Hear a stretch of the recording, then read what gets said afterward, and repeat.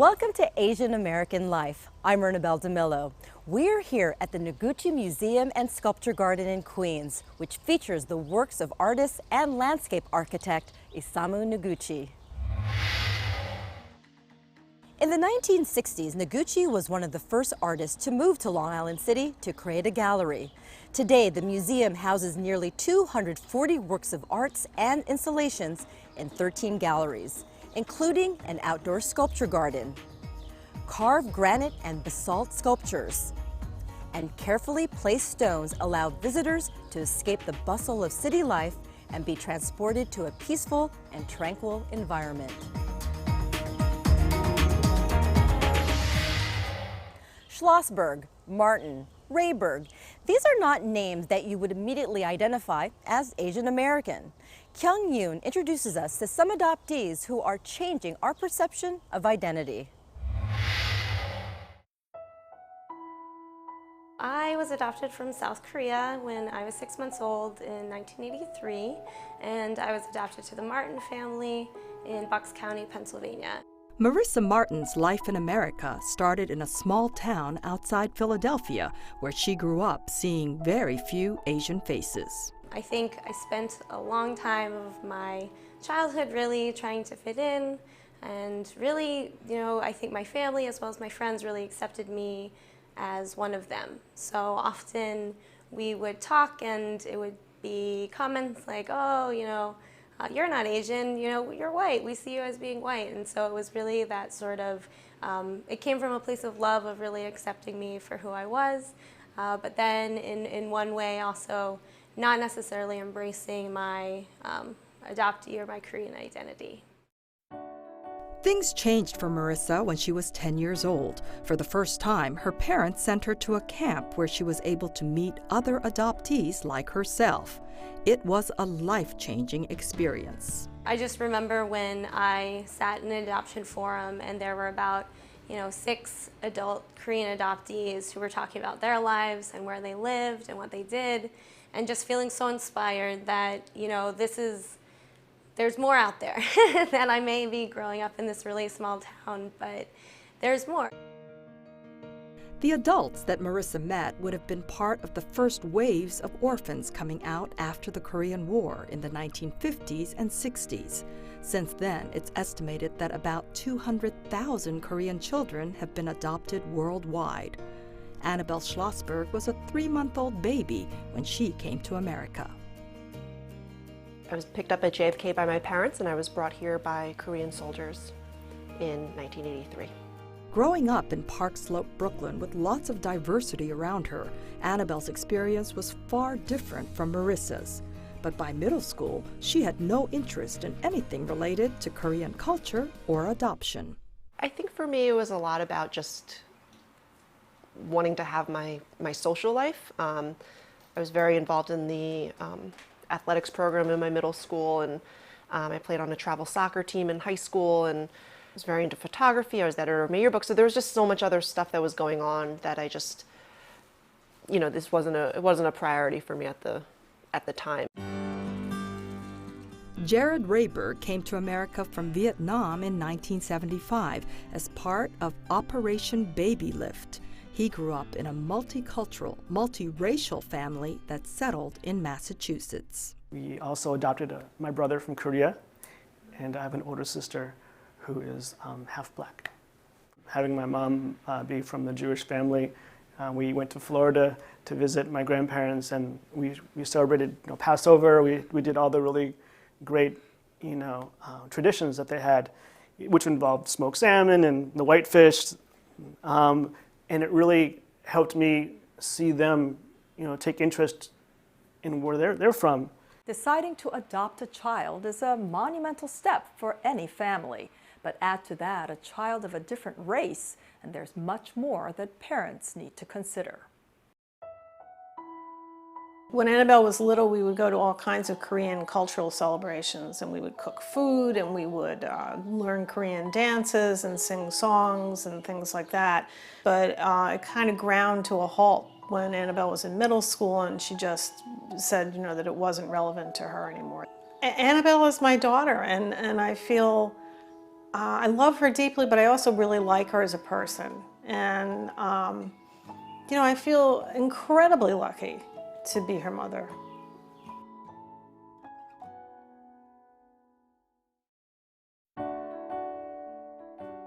One thing that I've heard and that I also experienced was just your own internal identity and racial struggle of where you fit in. You know, for me, it was, am I Korean enough? Am I Asian enough? Will the real Koreans like me? That sort of thing. And to be able to have conversations with your family is something that is important, but it's also really difficult for a family of a different race who may not understand what it means to be a person of color or to be Asian or to be Korean, and also what comes with that.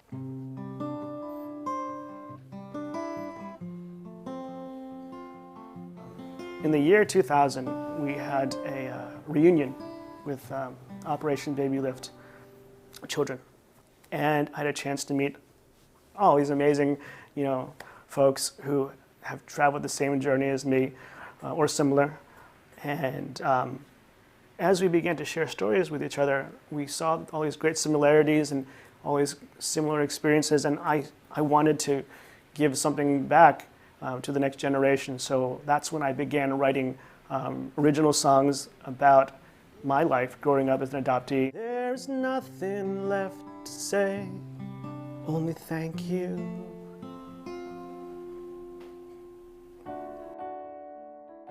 Marissa visited Korea in 2005 as part of a cultural program for adoptees organized by the Korean government. During this time, she was able to reconnect with both her Korean foster mother and birth mother.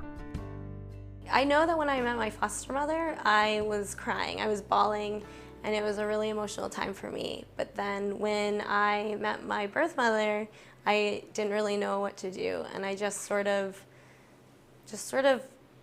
sat there, and she gave me one of those really huge hard patting hugs, and you know, just really was crying and saying she was sorry, and I just really didn't have any sort of emotion. And I do remember just feeling like I missed my mom, so I missed my adoptive mom, and that was the first thing that came to my mind. Jared recently became a father to a baby girl. Every day, I look into her eyes and I see the shape of her face. It's totally mine. And I think my heart warms up to know that, you know, maybe on some level, you know, it's nice to see what my family might look like, you know, back in Vietnam. But at the same time, this is our chapter. My wife and I, this is our story now, and it's great to, my wife is going to share her stories about being raised in Chinatown in Bangkok, you know, Thailand, and I'll have my adoption story, and she'll have a lot to tell her friends.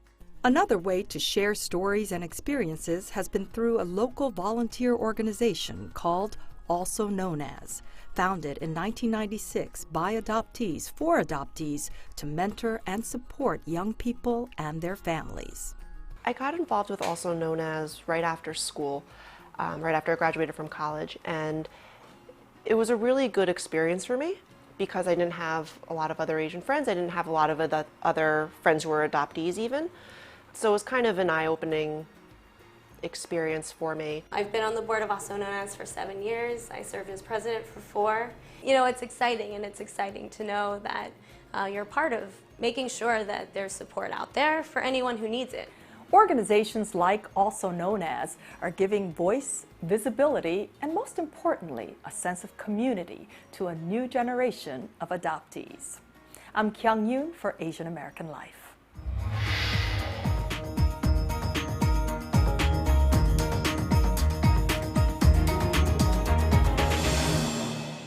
We turn to men's Division I basketball. I'm Paul Lin at Long Island University, where point guard Jason Brickman has been making history. Last year, so I want to believe they can win again. Here's LIU, dumps, got the layup, what a feed! Brickman on the cut inside, great feed, and he gets the easy layup from Yechi. 3 seconds left in the half to figure it out. The next Jeremy Lin, that is the question. think about it, there are very few Asian Americans playing at the level Jason is playing at right now. And he just kept getting better and better and better, and obviously you take a look back and you see all the numbers that he put up, and 1,000 assists is something that is almost unheard of. They call him Brick, and he has had a solid run at LIU, closing out his college career with over 1,000 assists. Only 3 other players have done this in the history of NCAA Division I basketball. A San Antonio native of Filipino descent, Jason helped the Blackbirds to 3 Northeast Conference championships. And he's only the 2nd Division I player to average double-digit points and assists in a single season. Some incredible stats for a crowd-pleasing player, right down to his last appearance on home court. I had a lot of feelings. My last game here, playing at home. My family came up for the day, and my younger brother was here. We played against their team, and it was just an unbelievable experience. I had a lot of feelings. I was, sad it was my last game, but, happy to play in front of a great crowd. There's not even a distant second as far as, point guards. Certainly, you add on top of his leadership ability and his work ethic and the type of kid he is, he's a superstar, and he's the best point guard I've ever coached. It's worth it to note that he's not just a phenomenal point guard, he's a phenomenal Asian American point guard. And that is rare for the top level of college play, and the NBA for that matter. Last season, NPR reported only 15 Asian Americans playing Division I ball out of more than 5,000 players. There is, however, a great fan base on social media for those 24 or so Asian American players like Jason Brickman. It's really an honor and a blessing to be Asian American and playing at the Division I level. There are so few players of Asian descent in Division I basketball, let alone the NBA. You have to wonder, are the cards stacked against top Asian American players? Whatever the backdrop, Jason remains committed to the game and knows how important he can be to his team. Out on the court, I think my strengths are, passing and my knowledge of the game and helping my teammates to get the best shots possible. I feel as a point guard, that's my job, is to, control the tempo of the game and make my teammates better, put them in the right positions to score the basketball. You definitely have the respect of your teammates, and you give it right back. I mean, it's good to have a group that is that tight. We have a lot of respect for each other. And, we work hard every day, and we're here for each other. To find out how Jason got so good and earned so much respect, you have to go back to his hometown of San Antonio, Texas, to a family with 3 boys, a dad, Bruce Brickman, who instilled in them a love of basketball, baseball, and soccer, and a mom, Elizabeth, giving her support and driving to all those practices. In the end, the boys chose basketball as their sport, and their dad had plenty to teach. I've always been taught, growing up from my dad, just, always keeping my poise and not getting too high, not getting too low out on the court. And, I think that's helped me a lot over the past few years. In every single game, there's going to be adversity that hits. There's going to be highs and lows in games, and I want somebody that's going to be able to fight through all that stuff without getting over-emotional. And I thought that was a great quality that he had and possessed. What also helped were all the drills. The brothers pushed each other and practiced every day doing their dad's drills, including what would become an important part of Jason's game. He brought us out to the park, and we would just work on passing, and we wouldn't even have a hoop sometimes. We would just go out and pass and bounce passes and pass it off the wall and just do a lot of things to help me in passing. It all paid off. Jason got recruited by LIU to play basketball at a Division I school, and he has proven pivotal to bringing the Blackbirds to 3 conference championships. But this season was different. It was a really tough season. We graduated, 6 seniors from the year before. Coming in, we had a lot of injuries, and we experienced a lot of adversity early on, but it was a learning experience for me. I feel like, I got better from it. Which brings us back to the big question, can Jason now go from college basketball to pro?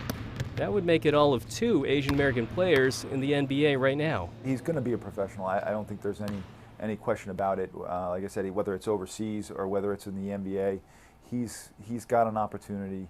In pro basketball, one report that I saw put the number of Asian players in the NBA at an even dozen, and that includes Jeremy Lin. Jeremy Lin is a role model of mine, working hard in the D-League and finally getting his shot in the NBA, and he showed that, he can play with anybody, and I think that's something that I strive for, is to play in the NBA. Having more Asian Americans in the top levels of basketball play can be a source of inspiration for up-and-coming players of Asian descent, but there's still no substitute for talent and hard work at an early age. You know, if they put the time and effort into it, if maybe they see, you know, Jason Brickman and see his success, and Jeremy Lin has that success, hopefully you start seeing more of those kids really kind of dive into basketball and at a young age, because really that's where it starts. Besides the NBA, Jason is keeping his options open, whether that means joining a team in Europe or the Philippines, or even taking a day job while he watches for his opening in professional basketball.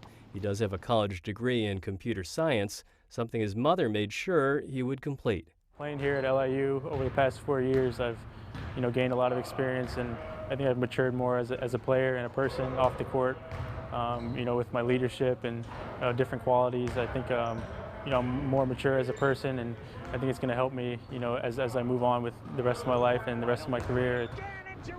No matter what happens with basketball professionally for Jason, the game will have a lasting positive impact going forward. I'm Paul Lin for Asian American Life.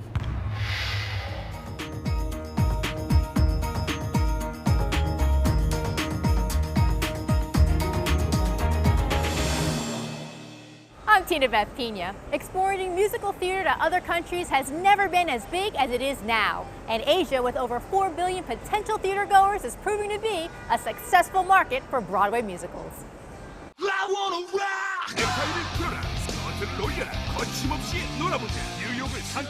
When we started the company, which is over 20 years ago, Asia as a market was different than it is now. There's been a lot of growth and a lot of development. Over the last 10 years, theatrical productions by the Broadway Asia Company have played in 400 cities in over 40 countries on 5 continents, including 37 cities in China alone. The very first project that we brought to Asia was Stomp, which was a terrific production to do that with, since it's a non-language production. It's basically a performance piece with rhythm and sound and music and dance. And so because it didn't require language at all, it was a perfect show to bring to Asia.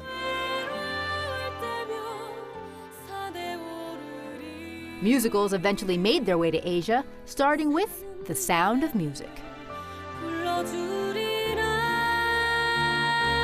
The Sound of Music is a really interesting show because the movie has international popularity, and actually some of the songs like Do Re Mi are even used in China as part of the English curriculum to teach English. So I think that there is a familiarity with it that was sort of transcendent.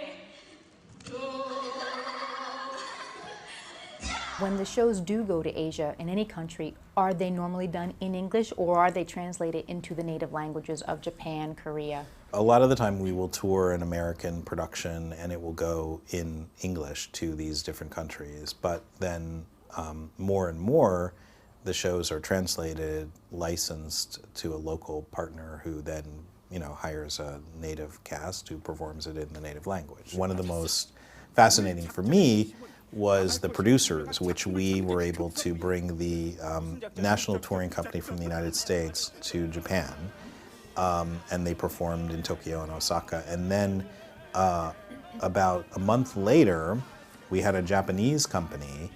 All Japanese performers performed the show. It was pretty amazing to see that show work very differently, of course, because in one, the audience was looking at the show in English and having simultaneous translation, with projected subtitles, and in the other they were hearing it, in their native language. So clearly the laughs came quicker in the in the Japanese language one. Would something that works in Japan not work in Korea, or not work in China?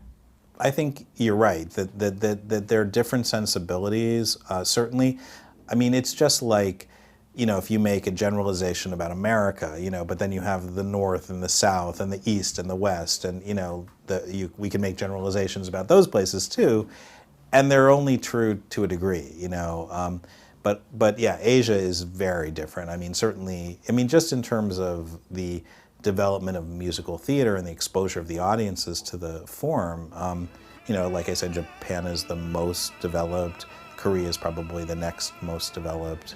China is the least developed of those three markets. And then there are others like Singapore, which is a largely English-speaking territory, but they have some exposure to the forms. So part of it is about exposure, part of it is about the sensibilities of the audiences, which are different. You know, they're different.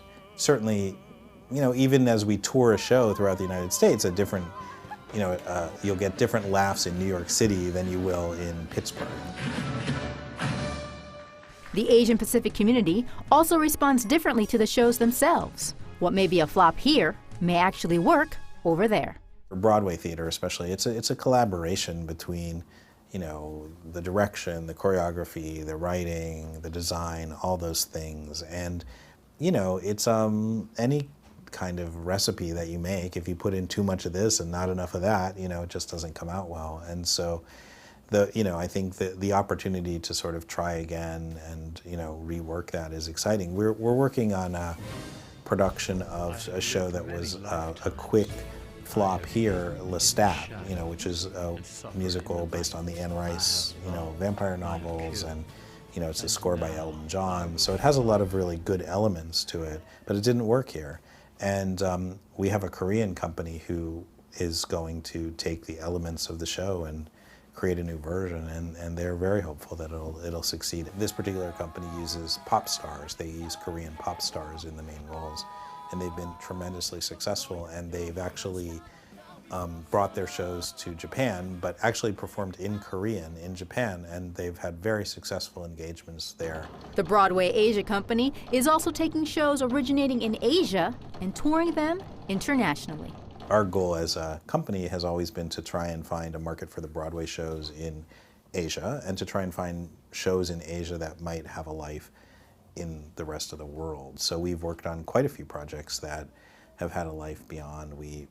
The first one we did was the Vietnamese water puppets, which we brought here to the United States for a tour, which was a really cool experience. And then we helped create a show called Cookin', which basically started in Korea under the name Nanta, and we brought in American collaborators who helped them to refine the show and make it, I think, a little more accessible for world audiences. And it's gone on to play over 40 countries and, you know, had a really long life. It actually is running in 5 different locations in Korea right now, that show, more than 10 years later. So it's been, you know, that's been a sort of phenomenon.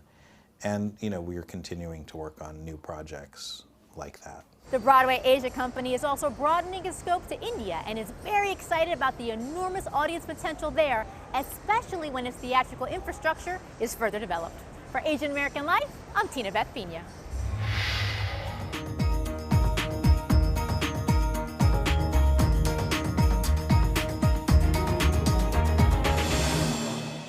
Move over coffee and cappuccino. Bubble tea is the hottest beverage trend nationwide. Barry Mitchell has more. I'm Barry Mitchell. Shanta Oy and Sumi Suh have been friends since they were teenagers. They even went into the same profession. Sumi and Shanta are both registered nurses. And they are also ninjas. We're the owners of Ninja Bubble Tea here at Sunset Park, Brooklyn. Bubble tea originated in Taiwan. Call this dessert in a cup. It has become very trendy here in New York City. We came up with the name Ninja Bubble Tea because of mainly the black tapioca pearls. It looks like a face of a ninja. They creep up in your mouth. Having a party. The two entrepreneurs met in an accounting class at Borough of Manhattan Community College. And although these two business majors went on to choose careers in the health field, even despite our complicated schedulings and working as a nurse, we decided that we wanted to be our own boss. But bubble tea was not their first business venture. Gummy bears on a stick. You'd be surprised, it's out there. Unfortunately, it didn't take off. Yeah, the difficulties of opening a business, you have so many paperwork to fill out from the state. And this wasn't really our first location that we looked into. We were looking all areas, Park Slope, Williamsburg. Yeah. Things are so unaffordable. I mean, $6,000 a month, $8,000 a month for a beginning business was really quite of a challenge for you to take on. They wound up at the more affordable food court within Sunset Park's Industry City, A bit off the beaten path, it's the old Bush Terminal, a 16-building complex refurbished and repurposed as a creative enclave and 21st century commercial hub. A whole bunch of artists and people were painting and sewing and manufacturing clothing, and this is how we made our decision coming here to Industry City.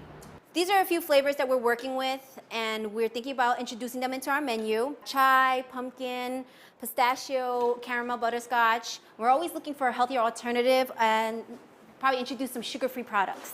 This is Angelica, our evening manager and chief mixologist. She's gonna be making peach bubble tea for you. You pick up this cup first, then you scoop in a cup of ice.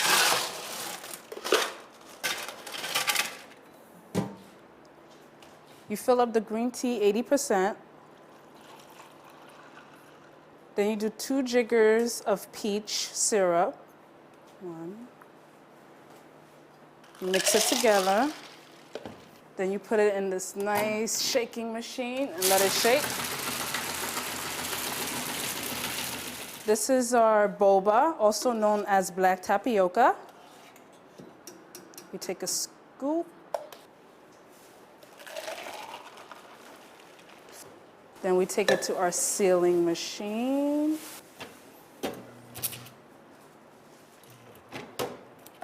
Okay, shake it up a bit. And here is our peach bubble tea.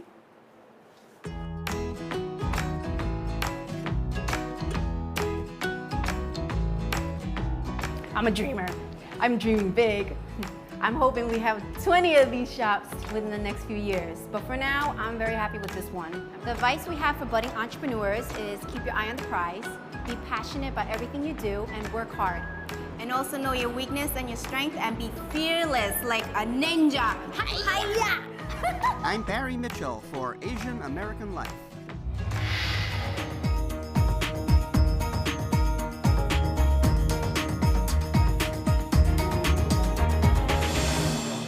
Be sure to stop by the Naguchi Museum in Long Island City, Queens, and check out their indoor art galleries and the outside sculpture garden. I'm Ernabel Demillo for Asian American Life. We'll see you next time.